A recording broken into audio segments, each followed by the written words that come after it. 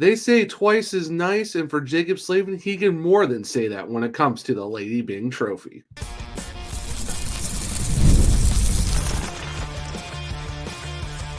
You're Locked On Hurricanes, your daily podcast on the Carolina Hurricanes, part of the Locked On Podcast Network, your team every day.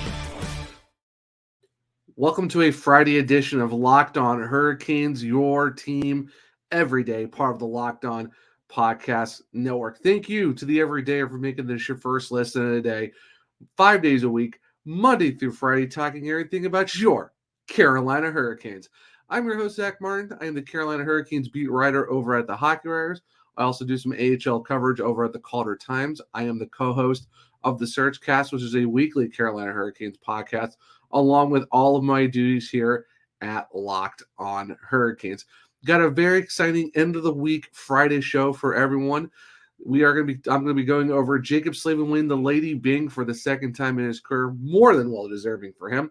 Also going to do what we've been putting off for a little while, but I think it's finally time to do it. We are going to be going over the 2023-24 season review as a whole, and finally going to finish up the show with talking about Darren Yorke's interview with The Athletic and talking about some, a couple questions that kind of stood out from his interview with Corey Lavalette of The Athletic, just like how we did it for the Eric Tulsky interview on Thursday's show.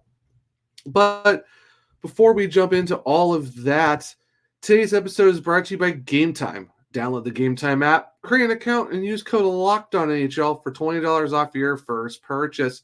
Terms apply.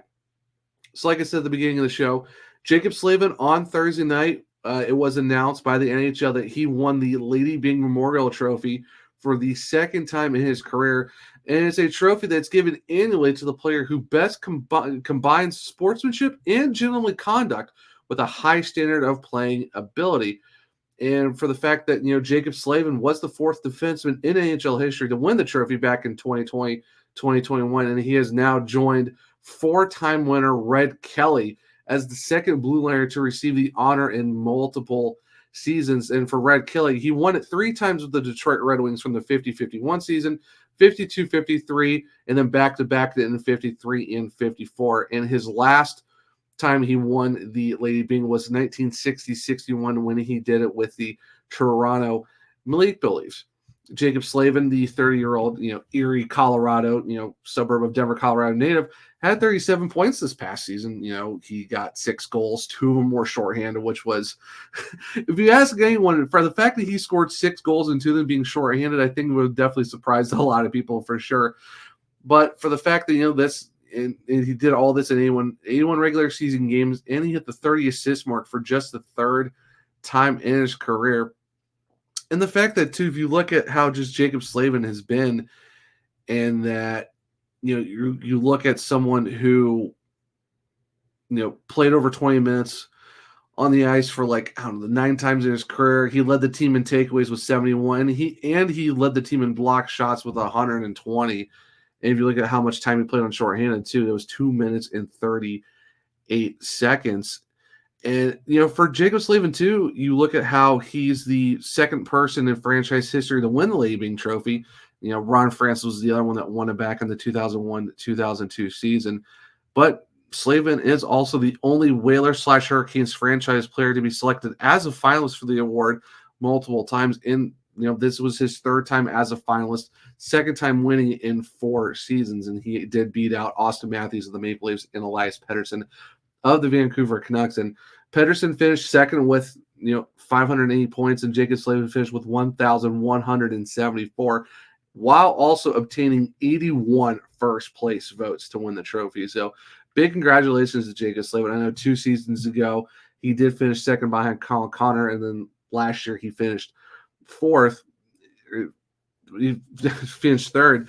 But you look at the fact that this is his 5th straight season of being in the top 5 in terms of being for Lady Byng, and the third time in the last 4 years of being a finalist, and then winning it for the second time ever. One can almost argue the year that Kyle Connor won it, that Jaccob Slavin should have won it back-to-back times. In my opinion, he should be a 3-time Lady Byng winner already. Should already have a Norris, but that's a whole different conversation for another time.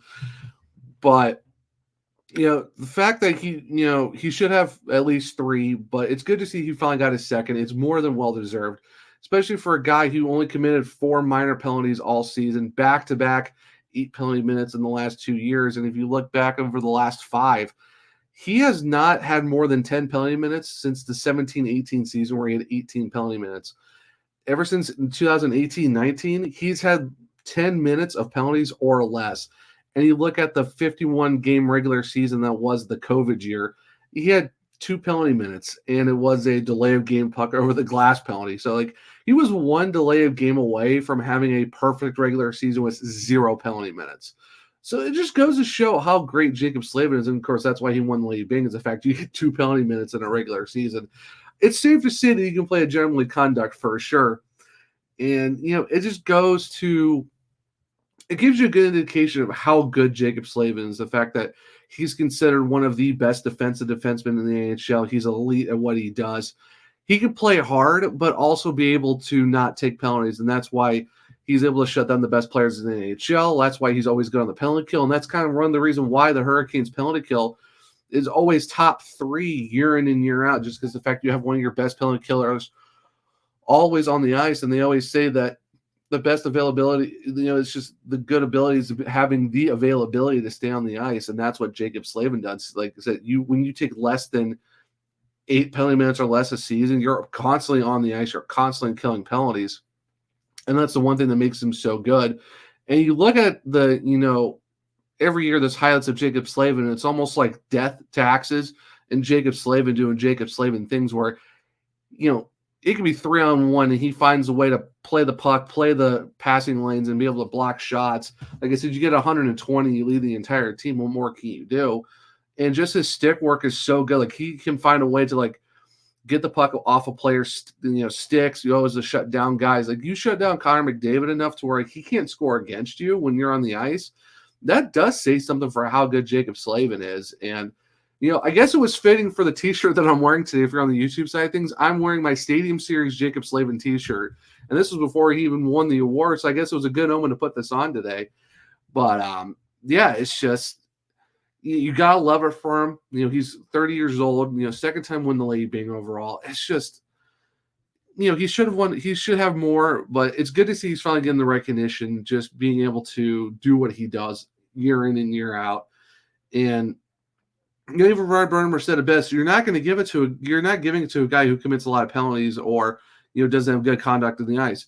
Jaccob Slavin he's probably one of the nicest guys on the ice. Like, he doesn't curse, which a lot of his teammates give him grief for. But I mean, as he puts on his stick, AGTG, all glory to God, and that's how Jaccob Slavin is. He doesn't cuss. He does things the right way. He knows how to play hard, but make sure he doesn't do things to, I guess he doesn't really ruffle a lot of feathers. He just does, he lets the work do the talking for him, and he's one of those more quiet leaders, but, just leading the example of how he is. And that's why, he's more than deserving to get a contract extension too, because after the 24-25 season, he is going to be technically an unrestricted free agent. But from what, Elliot Freeman, and I've said it multiple times on the show, but it's a point to bring it up again, that Jaccob Slavin is one of the Hurricanes' top priorities this offseason to get extended, because as of July 1st, he can get extended with the team even before his contract even ends after next season. So Freeman thinks that Slavin is probably one of the top 3, biggest priorities for the Hurricanes. First being Rod Brind'amour, that's taken care of. Second most is going to be trying to figure out what they're going to do with Seth Jarvis, which I've said before, he's going to stay on the team. It's just, is it a bridge? Is it a long-term? Who really knows? But the next big thing is keeping Jaccob Slavin. And for me, it's like he's been around the organization his entire career. He's already got multiple. I think he's almost creeping up to 10 seasons with the team already. And he's someone that is your cornerstone of the future. He's been your top number 1 left side defenseman for basically his entire career. He's seen the dark ages. He's seen the transition. He's seen the multiple Eastern Conference final runs, win the division multiple times. First round wins too. Like, he knows what it takes, and he's your assistant captain. Like, there's no other guy you want to have on your team like Jaccob Slavin, and that's why he's more deserving to win the award. And I have no doubt the Hurricanes are going to figure out a contract for Jaccob Slavin, because essentially you want to keep him and make him a Carolina Hurricane for life. And then who knows, one day maybe you see a 74 on the rafters, because if there's anyone who deserves to get their number retired for the Hurricanes in the future, let's say 10, 15 years from now, it's more deserving to be number 74 in Jaccob Slavin. I think by the time he's done, it won't be long before we see 74 on the rafters. Just let's say there is no cup for the Hurricanes in the next few years while Jaccob Slavin's still here. I think they're going to get one, but let's just say for the fact that maybe there isn't one before he retires, regardless, his number's going in the rafters. Now, it'd be great if they do win a cup, then his number goes in the rafters regardless, but no matter what, you're going to see 74 next to 17, 10, and 2, and along with the Carolina Hurricanes Hall of Fame. But I would be shocked if 74 doesn't get retired, within the next 15, 20 years. But like I said, big props to Jaccob Slavin for winning the Lady Byng and just an amazing season that he had. But talking about the regular season, we're going to start talking about the 23-24 season as a whole, including the regular season and the playoffs.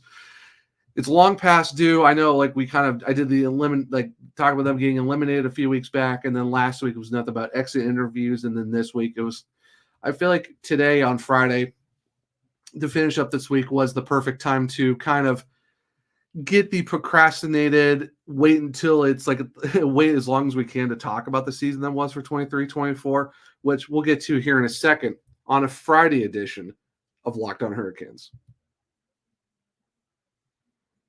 Game Time makes getting NBA final tickets even faster and easier. Prices on the Game Time app actually go down the closer it gets to the tip-off.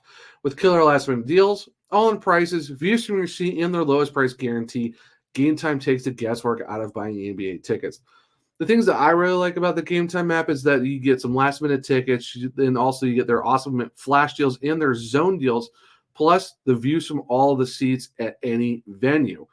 When it comes to last-minute deals, you can actually save up to 60% off buying last-minute tickets for sports, concerts, comedy theaters, and so much more. With their flash deals, you can save more with their exclusive in-app deals on select seats ahead of the game or the event itself. And with their zone deals, the thing that with these ones is you get to choose the section, but you let Game Time choose the seats for you. And talking about the seats, you get a panoramic view from your seat in the app before you buy, so that way you can actually see what your sight lines are going to be before you even buy the tickets and even before you get to the venue. So you don't have to worry about obstructed views, concrete poles in the way, stuff like that. You're able to get a general knowledge of what your seat's going to look like when you actually get to the actual event. Take the guesswork out of buying NBA final tickets with Game Time. Download the Game Time app, create an account, and use code LOCKEDONNHL for $20 off your first purchase. Terms apply. Again, create an account and redeem code LOCKEDONNHL. That's LOCKEDONNHL for $20 off your first purchase. Download Game Time today. Last minute tickets, lowest price guaranteed. Welcome back to segment 2 of Locked On Hurricanes, your team every day. So like I said at the end of segment 1, it is time to talk about the 23-24 season as a whole. Been kind of wanting to wait as long as I can to get to this one because it's like you're never really ready for the season to be done. Yes, the Hurricanes have been more so eliminated for the last couple weeks because 2 weeks ago they got eliminated in Game 6 against New York Rangers in the second round. All last week it was a lot of doing exit interviews and the end of season review. With Don Waddell and Rod Brind'amour, and this week has been a lot of, talking about Don Waddell and everything that's going on, and of course the re-signing with Ryan Suzuki. And I think it's more than time to talk about what the season that it was for the Carolina Hurricanes in 23-24. So in the regular season, the Hurricanes won 52 games, lost 23, and lost 7 in overtime. Finishing with 111 points, they finished 3 points back at the President's Trophy New York Rangers. In terms of goals for, they had 279 compared to 216 goals allowed, which had them finishing with a plus 63 goal differential. And, overall, you really can't ask for more out of that for the Hurricanes. You would love for them to have, gone back to back division titles, 3 straight Metros. But Unfortunately, that really worked out, but they got second in the Metro, did play the New York Islanders in the first round. Of course, we all know what happened. The Hurricanes won that in 5 and then ultimately lost to the Rangers in 6. But, they were down 3-0, did come back, make it a series to force it to game 6, at least get you one more game back in Carolina in front of the fans.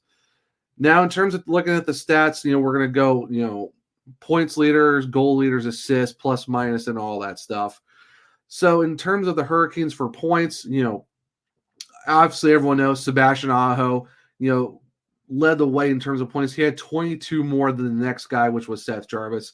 Aho finished 1 point shy of hitting 90. He did finish with 89 points on the season, with Seth Jarvis getting 67, and then it was Martin Necas and Teo Teravainen both getting 53, and then Andrei Svechnikov rounding out the top 5 with 52 points. And in terms of goals, it's no surprise that Sebastian Aho led the way with 36 goals, and then Seth Jarvis with 33, Teo Teravainen with 25, Martin Necas with 24, and Andrei Svechnikov with 19. And the fact that you look at Sebastian Aho, he had 89 points and 36 goals and 53 assists in 78 games, which is really, really surprising, which is, it shows how good he is. And the fact that he had, almost 20 more than Seth Jarvis. Seth Jarvis, had 34 assists along with Brady Shea. Svechnikov and Burns finished with 33 as well, with Sebastian Aho finishing with 53. And just looking in terms of points, for the fact that you look at Jake Guentzel, how good he was, and I've said it multiple times on the show, he had 25 points in 17 games. That's really impressive for him to come in like that and still be able to put himself in a good spot to where he showed out for the Hurricanes when they really needed him the most. And you got to give credit to Brind'amour. He came in for 32 games, got 5 points, did what he could. Max Comtois played 1 game for the Hurricanes this year, got 1 point. Can't ask for more than that. Evgeny Kuznetsov came in, played 20 games, after missing almost an entire – he didn't play in over a month, comes in, it's automatically 14 games in 24 days, games every other day and stuff like that. Still finished with 7 points in 20 games. So not more you can ask out of that. Plus minus Sebastian Aho, plus 34, Jarvis with 23, Slavin 21, Brent Burns 19, and Jake Guentzel with a plus 16. I mean, in terms of shots, Martin Necas led the way with 231 and Sebastian Aho with 216, and a bunch of guys in 180s and the 176 for Seth Jarvis. The one guy I really want to bring up is the fact that you look at Andrei Svechnikov and the fact that he had 52 points in 59 games and 33, and he had 33 assists out of those 52. It shows that he was out for a lot of the season, but the fact that he was able to come in when he did and put up the points and the assists that he did, there's not much more you can really ask out of him, and the fact of how good he played with the limited time that he had. So it's good to see that while limited to not as many games as you would hope for him, he still made an impact on the Hurricanes for what he did. Even at one point, he was a point per game guy. If you ask me, MVP, I did ask this on Twitter /X, and for Hurricanes fans for their input, I was getting a lot of Sebastian Aho. I was getting a lot of Seth Jarvis. Some people are saying Andrei Svechnikov for even the limited time he had, he still put up points. They even said Pyotr Kochetkov. I mean, you want to look at the goaltenders. I mean, Pyotr Kochetkov had 23 wins for the Hurricanes this year. He had 233 goals against average and a 911 save percentage. And he had 4 shutouts. So big props to him for the season he had. Frederick Anderson, he missed over 40 games with a blood clotting issue.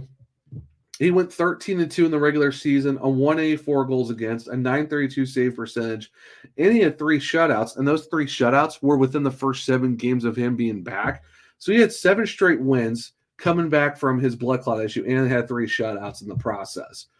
Antti Raanta, he did play some for the Hurricanes this year before going back to Chicago permanently at the back end of the season. 12-7-2 with a 299 goals against and an 872 save percentage. And then Spencer Martin, 4-1-1 with a 263 goals against and an 896 save percentage. So, I mean, if you really look at the season as a whole, like who your MVP could be for the team, I would definitely say like Pyotr Kochetkov. You could put his name up there for the fact that, while there's a lot of question marks surrounding goaltending with Antti Raanta kind of struggling, Freddie Anderson's out, You put a lot of pressure on, Pierre Kachekov, and he kind of showed that he was kind of the guy for the Hurricanes this season. He did, I think, more so was the one that kind of saved the season overall for the Carolina Hurricanes. Like I said, Sebastian Aho, you could say, because of the fact that he led the team in goals, assists, points, plus, minus. You definitely say he's probably one of those guys as the MVP. Seth Jarvis, you can say MVP too, for the fact that it was a career year for him with a torn labrum and a torn rotator cuff and a broken finger in the playoffs. And the fact that he played over 60 games with a torn rotator cuff and a labrum and still was able to put up 33 goals in 34 6 for 67 points. He was like 3 points shy of 70. His career best at the time before this season was 40, and he goes out and almost has 70, obliterates his goal total, destroys his assist total, and the fact that he had 2 power play goals in the first 2 seasons of his career, and then comes out in this year and gets 13 to lead the team in power play goals, and he led the team in power and playoff goals with 5. So if you ask me, I would say you give like breakout star to Seth Jarvis, and you almost give him the MVP, just how good he played it. Yes, you can, like I said, you could give it to how you get a check off, but I mean, there's no denying of how good of a season Seth Jarvis had. The fact you had a career year like that and what he did, and just how clutch he was on special teams and how good he was in the playoffs too. You got to give a lot of props to the kid who's only 22 years old and it was his 3rd season in the league. So definitely got to love that for him. And, overall, I mean, it was a slow start to the year. West Coast road trip didn't really help. The Western Canadian road trip didn't really go well either. You get that players only mean kind of like turns around the entire season. You go to Ottawa, get a huge win there. You take care of business in Detroit, and you just carry it to the rest of you go through the rest of the first half of the season before New Year. You kick off the New Year's with a 6-0 victory against the Rangers. You get within a couple points to, you make it a really tight title race until the second, 2 games left in the season. You have a chance to go win the title, the division. Unfortunately, you come up 3 points short, but there's nothing more you can ask out of the Hurricanes. And the fact that, they played really well down the stretch. They went and got Jake Gensel. They went all in to get him. They all went and got Evgeny Kuznetsov. You got Frederick Anderson back at the right time. You take care of business against the Islanders in the first round. Unfortunately, you get in a whole 3-0. Power play kind of struggles, but, every game was close. And it's not the finish you wanted by giving up 3 goals in the third period to lose 5-3 overall in game 6 to get eliminated. But it was a disappointing finish to the season, but overall, you could definitely say that, it was definitely cup or bust, or at least making the Eastern Conference final after last year. You still got to be proud of this team for what they did. They accomplished a lot. They overcame a very struggling start to the season where the penalty kill was in the 70% range, ended up being, first. Power play was second. I mean, not much you can ask out of the special teams that go 1-2 in their respective categories. Sebastian Aho had a career year in terms of points, almost hits 90. Seth Jarvis has a career year across all stats. Pierre Kachekov basically was the goalie for a long time. He played really, really well.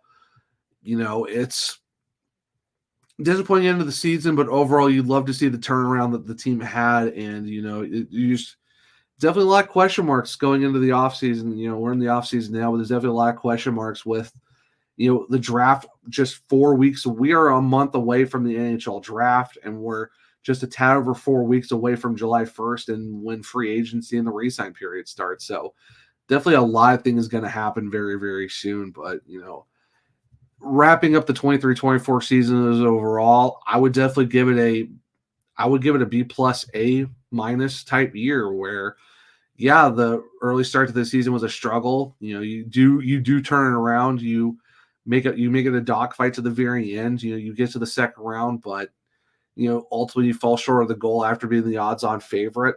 Like I said, you give it a B plus, A minus. I would give it an A minus here, just because of basically overcoming what they did. You had a lot of career years for some of these guys. It was just one of those years where, man, once again, you just kind of wish the injury bug didn't hit you late in the year, and you kind of had all the guys back. If you had Brett Pesce for the playoffs, you had Jesper Fast. It's just, everyone deals with, injuries and stuff like that. But overall, I can't be too mad with how the season was. You saw the struggle early on. They turned it around. They figured it out, and almost won the division again for like the fourth straight year. Almost had 3 straight Metros. So I don't know. There's really not much more you can ask. So let me know in the comments how you would grade the season. If you're on YouTube, and when this drops on social, give me a grade and let me know what you think of how would you grade the 23-24 season overall for the Carolina Hurricanes. So that wraps up the review part of just the season and the postseason overall. And, we'll get to the Darren Yorke athletic interview here in just a second on a Friday edition of Locked On Hurricanes.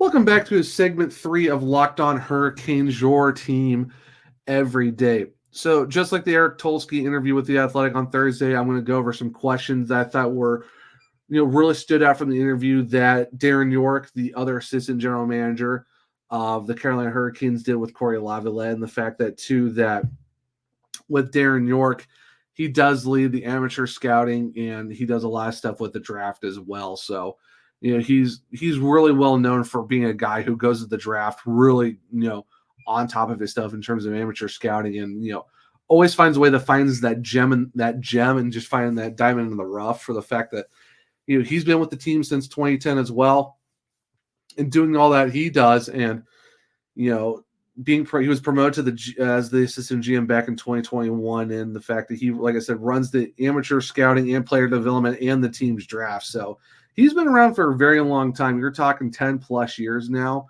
He's been here since 2010. It's out, going on 14 years, and the fact of what he does is really prominent of how good, Darren Yorke is.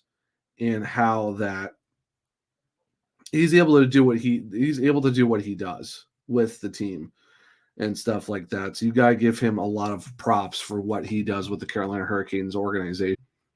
So in terms of the interview with Corey Laviolette, this is kind of a part, like the 3 parts of like section of questions that I thought were very, very interesting. That I really thought that kind of speaks to how Darren is as a person, just the whole overall aspect of the GM stuff that's going on right now with the Carolina Hurricanes. Corey asked him, the team said in the press release that Eric is the interim GM. This is talking, earlier this week, late last week, but they made a point to mention you, and you're part of the collaborative process. Does the way you work with Eric or the way he works with you change at all right now?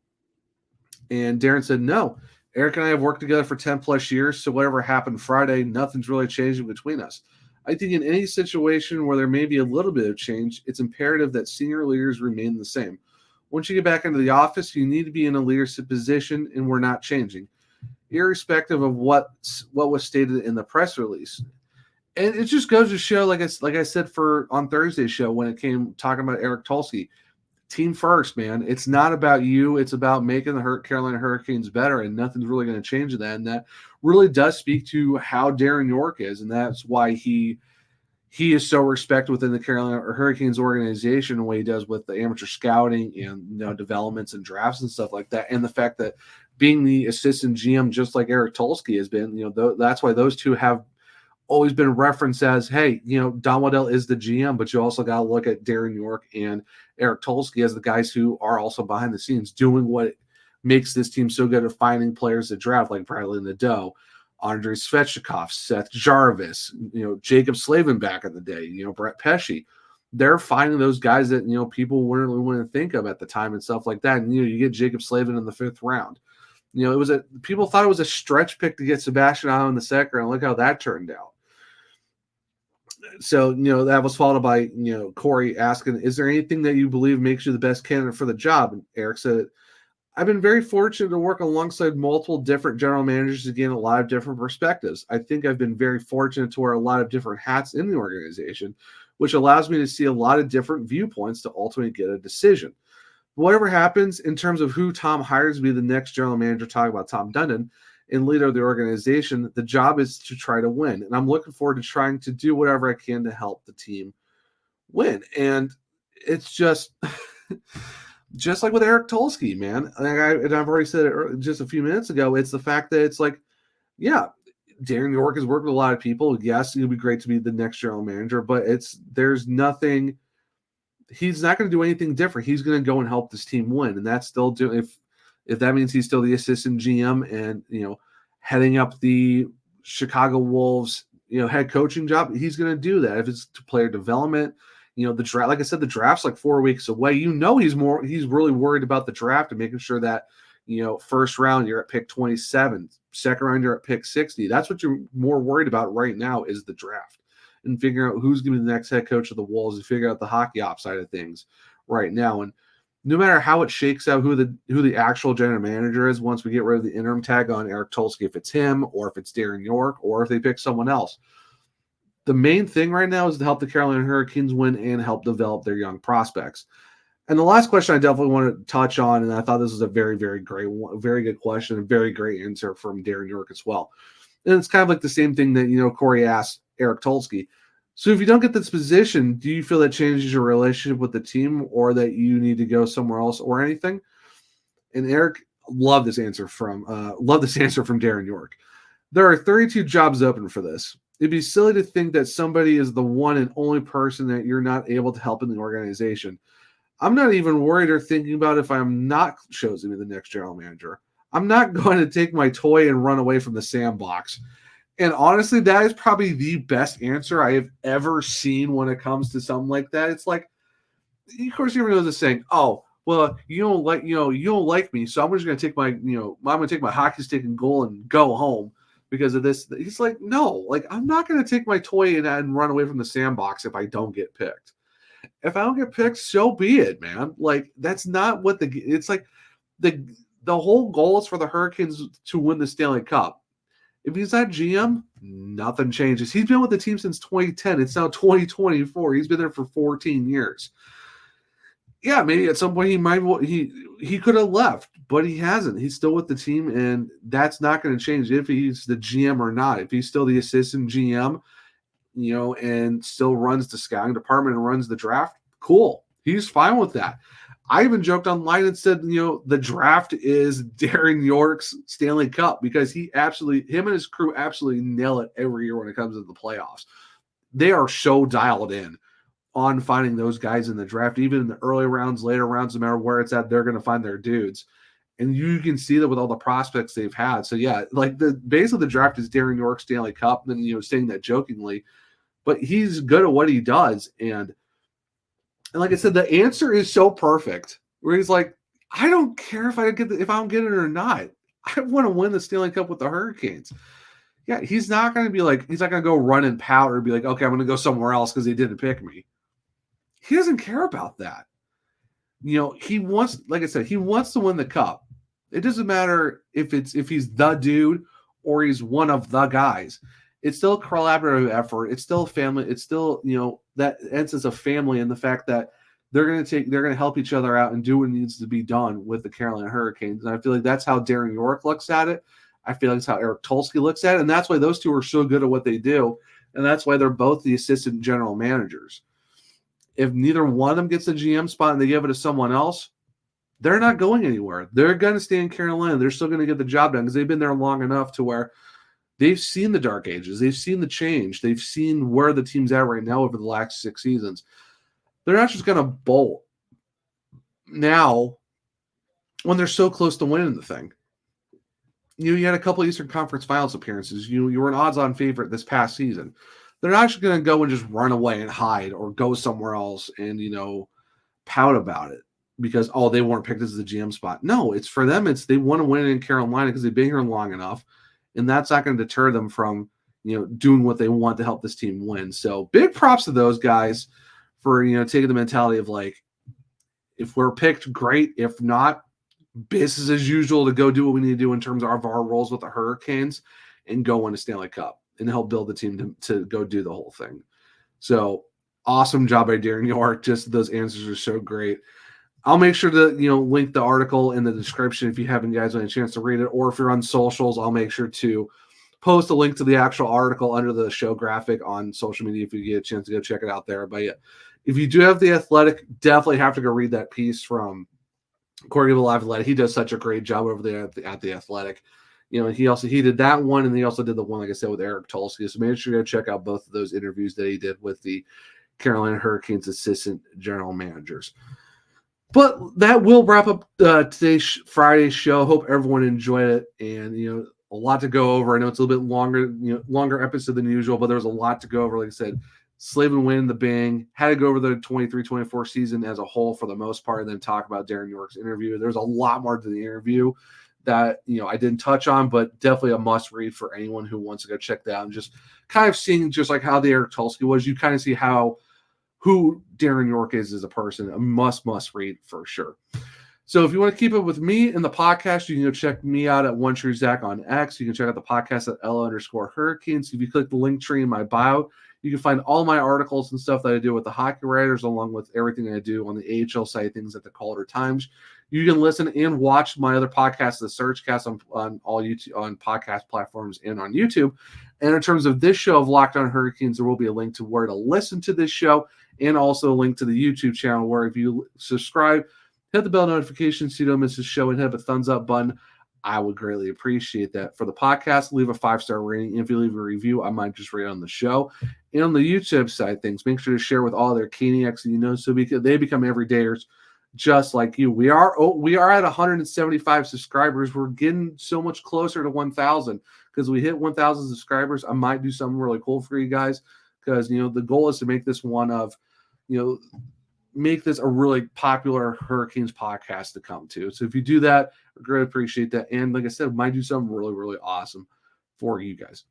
But I hope everyone has a great rest of their Friday. Hope everyone has a great weekend. I'll see you guys next Monday for what will be the start of draft stuff. As we are, like I said, we're all a month away from the actual 2024 NHL draft. So we're going to start pivoting over to player profiles and what we kind of be looking at in terms of the draft for the Carolina Hurricanes in the next few weeks. But like I said, hope everyone has a great rest of their Friday. Hope everyone has a great weekend. And on Monday, I'll see you here. But until then, as always, let's go Canes.